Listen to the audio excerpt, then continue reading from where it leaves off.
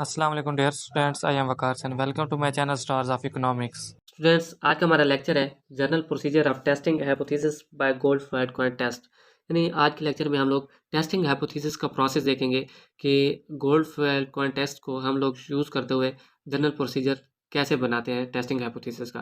क्योंकि previous lectures के अंदर हमने गोल्डफील्ड क्वांट टेस्ट के कॉन्सेप्ट को भी देखा था और उसके प्रोसेस देखे थे, कौन कौन से स्टेप हम यूज़ करके हम लोग अपने डाटा को अरेंज कर सकते हैं। तो वो हमने लास्ट लेक्चर में देखा था। अब इस लेक्चर्स के अंदर हम लोग इस टेस्ट के अंदर general procedure of testing hypothesis को देखेंगे कि हम प्रोसीजर कैसे बनाते हैं टेस्टिंग हाइपोथेसिस का, कि हमने अपने मॉडल्स के जो अंदर हमारे पास हेटेरो का प्रॉब्लम्स है उसको हमने टेस्ट करना है। मतलब वो हम लोग आज के इस लेक्चर में स्टेप देखेंगे। देन हम नेक्स्ट लेक्चर्स के अंदर इसकी एक न्यूमेरिकल एग्जांपल लेंगे, उस न्यूमेरिकल एग्जांपल्स को सॉल्व करेंगे और वही सारा ये प्रोसेस, यानी हम लोग जो गोल्डफील्ड क्वांट टेस्ट के मेथड देके फिर ये जो टेस्टिंग हाइपोथेसिस है इसको अप्लाई करते हुए वहाँ पे हम लोग अपना रिजल्ट निकालेंगे कि आया हमारे मॉडल्स के अंदर हेटेरो का प्रॉब्लम्स है या नहीं है। तो लेट्स अब हम देखते हैं कि इसमें टेस्टिंग हाइपोथेसिस के अंदर पहला स्टेप होता है हाइपोथेसिस बनाना, यानी हाइपोथेसिस का। इसमें क्या करते हैं हम लोग, सेट अप द हाइपोथेसिस। इसमें एच नॉट होता है और एच वन होता है। एच नॉट जो होता है वो हमारे पास नल हाइपोथेसिस होता है, एच वन जो होता है वो हमारे पास अल्टरनेटिव हाइपोथेसिस होता है। देयर इज एच नॉट की कंडीशन है देयर इज नो हेटेरोस्कार्डेस्टिसिटी, यानी देयर इज अ होमोस्कार्डेस्टिसिटी। जबकि इसके उलट अल्टरनेटिव क्या होगा, वो इसको प्रूव करेगा कि नहीं, देयर इज अ हेटेरोस्कार्डेस्टिसिटी। तो ये एक हमारे पास हाइपोथेसिस होता है। तो इस पे हम लोग अपना नतीजा निकालते होते हैं कि क्या हमारा एच नॉट जो है वो रिजेक्ट होता है या एक्सेप्ट होता है। तो इस बेस पे हम लोग इसका कंक्लूजन निकालते होते हैं। ये हमारे पास टेस्टिंग हाइपोथेसिस के अंदर हम लोग यही निकालते हैं कि जो हमारे पास नल हाइपोथेसिस होता है और एक अल्टरनेटिव होता है। नल हाइपोथेसिस में हम लोग ये कहते हैं देयर इज अ नो हेटेरोस्कार्डेस्टिसिटी, यानी ये ओरिजिनल प्रॉब्लम होमोस्कार्डेस्टिसिटी। जबकि अल्टरनेटिव कहते हैं देयर इज अ हेटेरोस्कार्डेस्टिसिटी। देन हमने सेकंड नंबर पे क्या करना है, कंप्यूट टेस्ट स्टैटिस्टिक।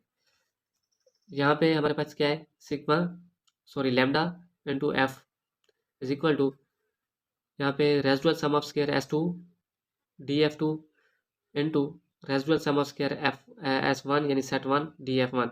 ये हम पीछे जो है जब हमने लास्ट लेक्चर्स के अंदर इसके मेथड्स को डिस्कस किया था गोल्डफील्ड क्वांट टेस्ट को, तो इसकी हम कंप्लीट ऑब्जर्वेशन जो है वहाँ पे पढ़ के आए हैं। तो यहाँ पे हमने क्या करना है, सेकंड स्टेप के अंदर जो है वो हम लोग कंप्यूट टेस्ट स्टैटिस्टिक यूज़ करना है। यानी फर्स्ट स्टेप के अंदर हमने हाइपोथेसिस टेस्ट करना है, देन हम सेकंड नंबर पे टेस्ट स्टैटिस्टिक्स लेना है।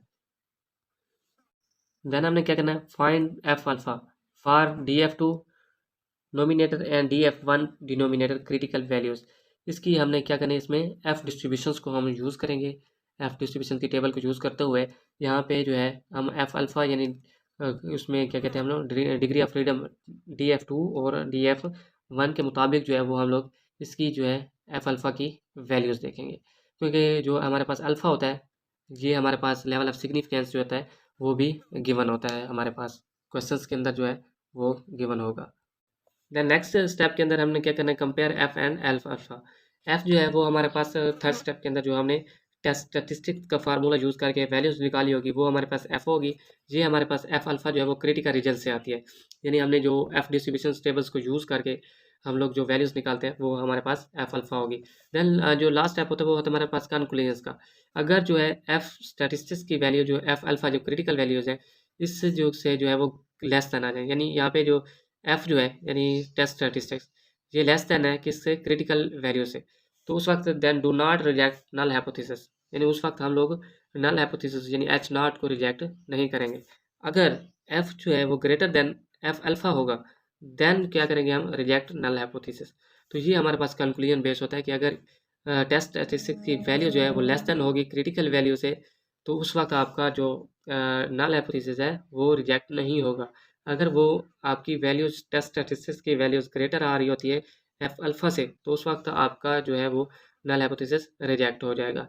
तो स्टूडेंट्स, ये था हमारे पास general procedure of testing hypothesis by Goldfeld Quandt test. Next lectures के अंदर हम लोग एक न्यूमेरिकल एग्जांपल लेंगे और उस पे हम लोग गोल्डफील्ड क्वांट टेस्ट को अप्लाई करेंगे। उसको जब अप्लाई करेंगे उसका रिजल्ट देखेंगे कि उस टेस्ट की वजह से हमें क्या शो होता है कि वो हमारे मॉडल्स के अंदर जो है वो हेटेरोस्कार्डेस्टिसिटी के प्रॉब्लम को शो करता है या नहीं करता।